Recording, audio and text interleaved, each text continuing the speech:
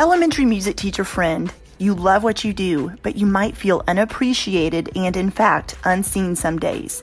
You may even feel like you're on a music teacher island and just want to connect with other music teachers who can relate to both your struggles and wins when it comes to teaching elementary music. I get you and understand completely the feelings you're having.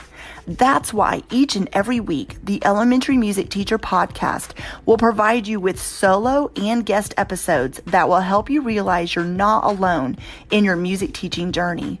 Throughout each episode, my goal is for you to be able to walk away with actionable steps and ideas to help you feel like you're ready to take on the new week with whatever challenges may be thrown your way. Hi, I'm your host, Jessica Peresta, and I'm so glad you're here. Whether you're at home, in your car, in the shower, or wherever else you're listening, grab your cup of coffee or whatever other beverage is nearby and listen in to the Elementary Music Teacher Podcast. I'm Mike Brilla, host of the Inspired Teacher Podcast, a part of the Education Podcast Network, just like the show you're listening to now. Shows on the network are individually owned and opinions expressed may not reflect others. Find other interesting education podcasts at edupodcastnetwork.com.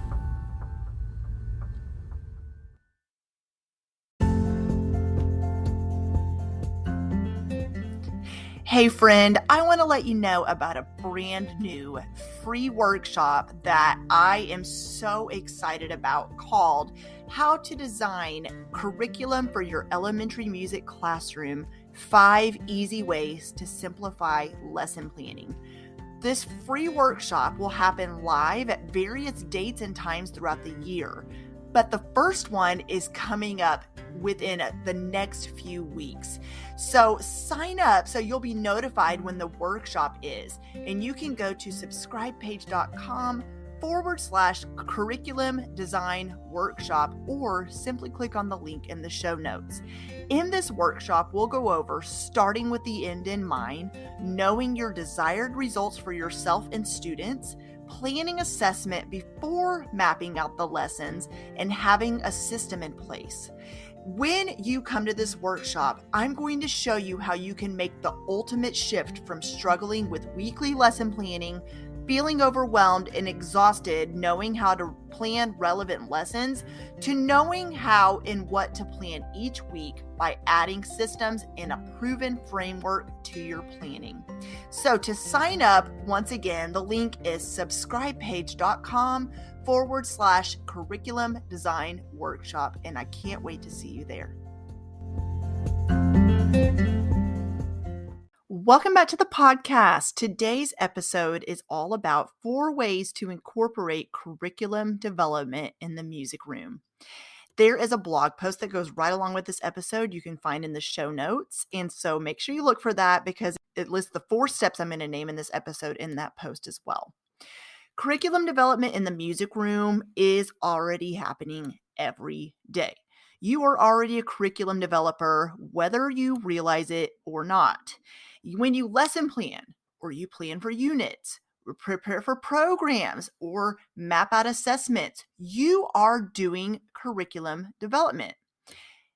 But maybe you're wondering if you're doing it right, or you're just not sure the steps to take when you sit down to plan both long and short term. And if that sounds like you, or you just kind of need a refresher or a reminder that you're already doing a great job, this episode is for you. The first step in curriculum development is goals. So when incorporating curriculum development in the music room, the first step is to focus on the goals. What are you wanting your students to achieve? What is the goal of the lessons you're creating? When you think about this, instead of just teaching a particular lesson, you'll focus on the goal of the lesson. I am just as guilty as anyone about sitting down to lesson plan and just kind of, I don't know, this looks like a good activity. This looks like a good song. Oh, I just learned this at this workshop, and I just kind of teach it, but I don't really think about the goal of the lesson. What was my purpose in doing this lesson? What was my purpose in teaching it? I don't even focus on the fact that my students aren't grasping it or I'm losing them. I didn't really think through it. So when you're lesson planning, a huge part of curriculum development is focusing on the goals. So I'm going to give you a few ideas to think through. Is the goal for students to grasp a concept? Is that your main goal of teaching a particular lesson, especially if it's a brand new concept you're wanting them to grab? And by the way, make sure you listen to next week's episode where I talk about concepts and planning around those. But is your goal for the students to grasp a concept? If that's the main goal, especially if it's a new concept or one you maybe have been going over for a few weeks and they're still not grasping it, that is your goal. Is the goal for your students to master a new skill? So let's talk about first grade, for example. Maybe this is the first time you've pulled out the barred instruments, and maybe they have not ever held mallets in their hands. Maybe they don't understand completely how to play a xylophone or how to take care of the bars on the instrument, or they don't understand how to carefully remove the bars if you're setting up for a pentatonic scale, for example. So that is a skill you're wanting them to grasp. So when you're lesson planning, think about that is a goal, is for them to master a new skill. Or is the goal for them to wrap up a unit in one final lesson? So when you're sitting down to lesson plan, you're thinking, okay, how can I best wrap up this unit? What do I need to do in this lesson plan and implement in that class period for students to be able to wrap up the unit, to have an understanding of what we just covered in this class?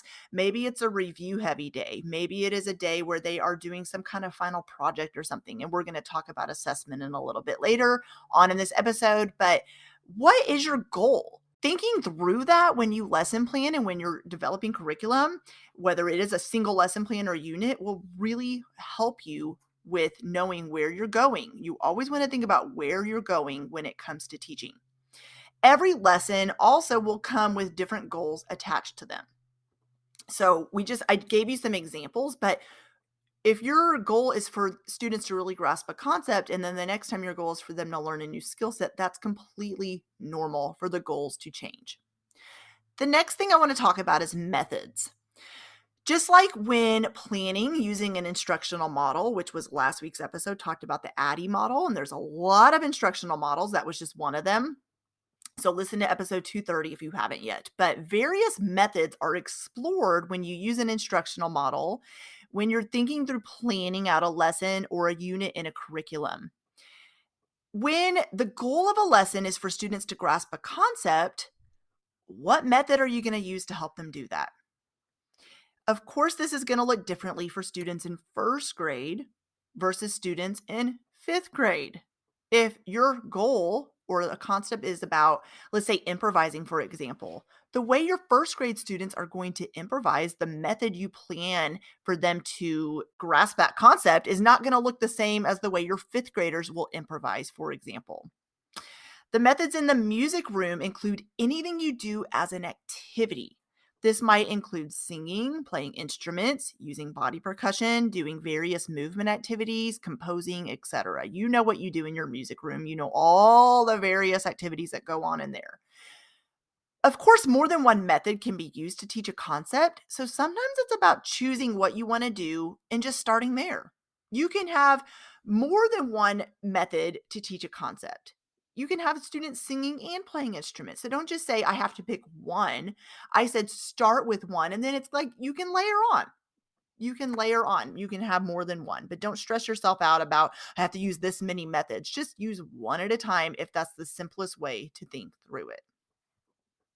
The next thing I want to talk about is materials. When it comes to curriculum development, of course, you need to think through the materials you're going to be using in your music room. So now that you know the goals and the methods behind the lessons you're teaching, what materials will you need to teach with?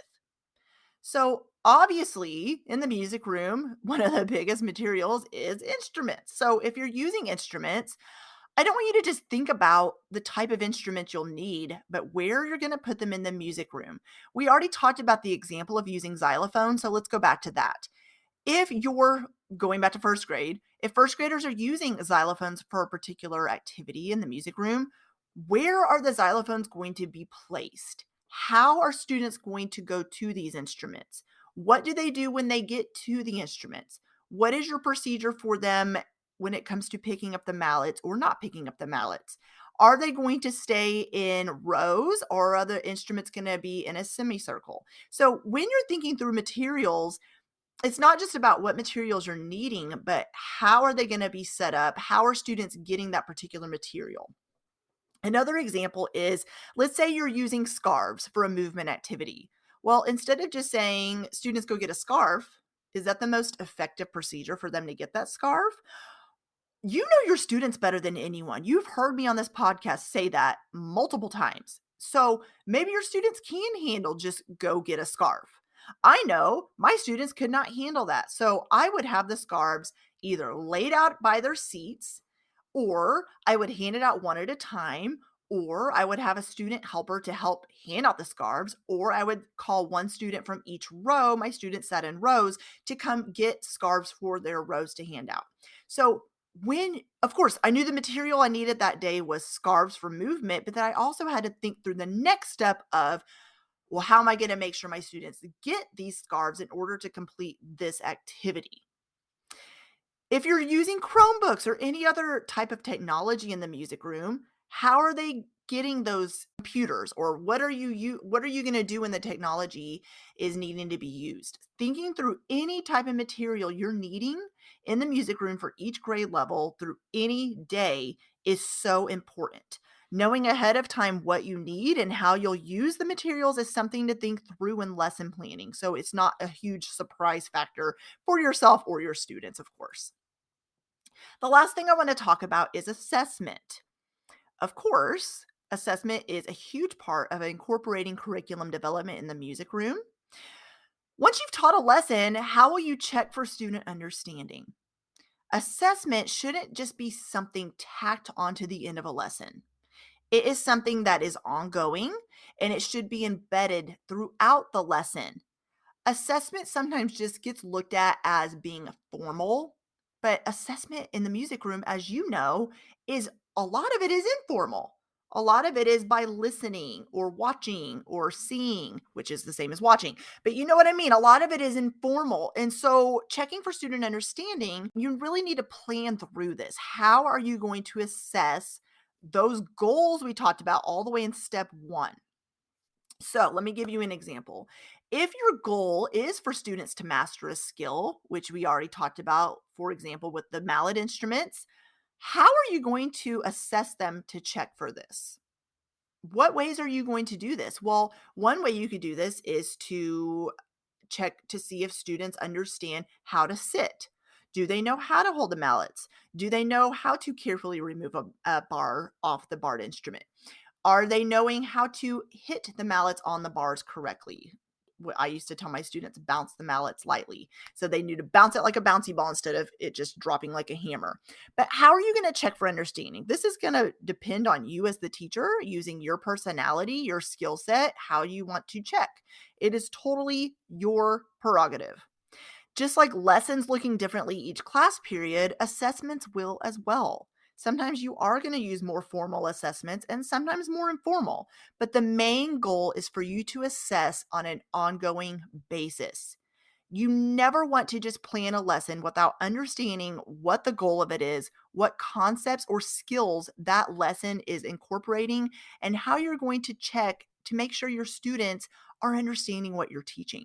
I hope you found this episode helpful, and I will see you soon for another episode. Well, hey there. Thank you so much for listening into the Elementary Music Teacher Podcast. There is an exclusive Facebook group just for listeners of this podcast and any elementary music teacher called the Elementary Music Teacher Community Facebook group. Come on over and join us there, where we have conversations around the podcast episodes and encourage each other each and every week. And also head to my website, thedomesticmusician.com. I have some free resources there that you can download to help you gain traction in your classroom today, as well as the blog and the membership site and all kinds of other goodies to help you keep going in your music teaching journey. I cannot wait to keep connecting with you and encouraging you and spurring you on in your journey of teaching elementary music. Hang in there, have an amazing week, and I will see you soon.